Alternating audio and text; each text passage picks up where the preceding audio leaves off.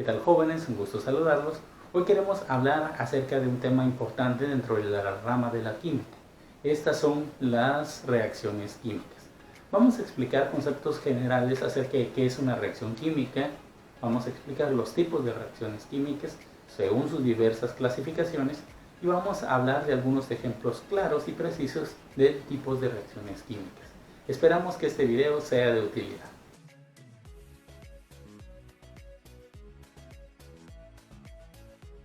Una reacción química también es llamada un cambio químico o un fenómeno químico. Este es un proceso en donde dos o más sustancias llamadas reactivos se unen para formar sustancias nuevas llamadas productos, con características muy diferentes a las sustancias originales. Para poner un ejemplo, el hidrógeno y el oxígeno al combinarse forman a la molécula del agua. El hidrógeno y el oxígeno son los reactivos y el agua sería el producto. Ahora podemos observar que los reactivos y los productos tienen características diferentes. Por lo tanto, podemos decir que se llevó a cabo una reacción química. Las reacciones químicas se pueden clasificar en diferentes formas. La primera de ellas sería reacciones de síntesis o adición. La reacción de síntesis es aquella en la cual dos o más sustancias se combinan para dar lugar a un nuevo producto, es decir, un nuevo compuesto químico. Por ejemplo, tendremos el hidrógeno y el oxígeno y se unen para formar una molécula de agua. La reacción de descomposición es aquella en la cual un compuesto químico se descompone para formar dos o más sustancias, es decir, que es lo contrario de la reacción de síntesis. Por un ejemplo, la molécula de agua del ejemplo anterior puede descomponerse en los gases hidrógeno y oxígeno al pasarle una corriente eléctrica. A este fenómeno le conoceremos como electrólisis. Tenemos las reacciones de sustitución simple o desplazamiento simple. En este tipo de reacciones un elemento toma el lugar de otro en el compuesto original, creándose un nuevo compuesto químico. Por ejemplo, tenemos el bromuro de hidrógeno y el potasio. Nos damos cuenta que el potasio sustituye el lugar del hidrógeno y ahora forma un bromuro de potasio y el hidrógeno quedará libre. Tenemos reacciones de sustitución doble o doble desplazamiento. En este tipo de reacciones se intercambian dos elementos de dos compuestos. Vamos a poner un ejemplo: el cloruro de sodio y el nitrato de plata. Al reaccionar, el cloro y la plata se combinan para formar un nuevo compuesto que sería el cloruro de plata, y las dos sustancias restantes se combinan para formar nitrato de sodio. La flecha hacia abajo nos indica que el cloruro de plata es un sólido que se precipita o cae al fondo del recipiente, es decir, que se acumula en el fondo.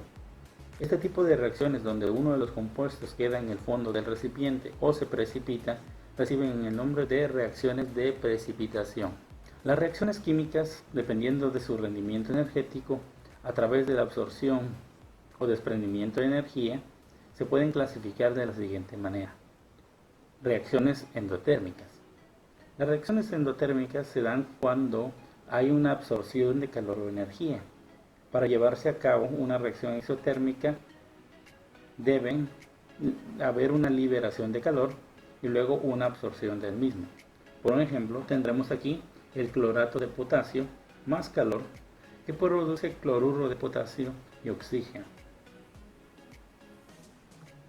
Las reacciones exotérmicas son aquellas en las cuales hay un desprendimiento de calor o energía. Esta energía puede darse a través de luz o de calor. Vamos a tener un ejemplo aquí.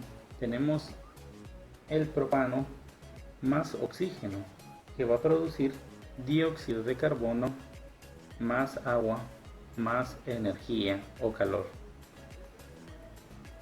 Las reacciones de combustión son aquellas en las cuales una sustancia orgánica reacciona con el oxígeno, desprendiendo luz y calor en modo exotérmico.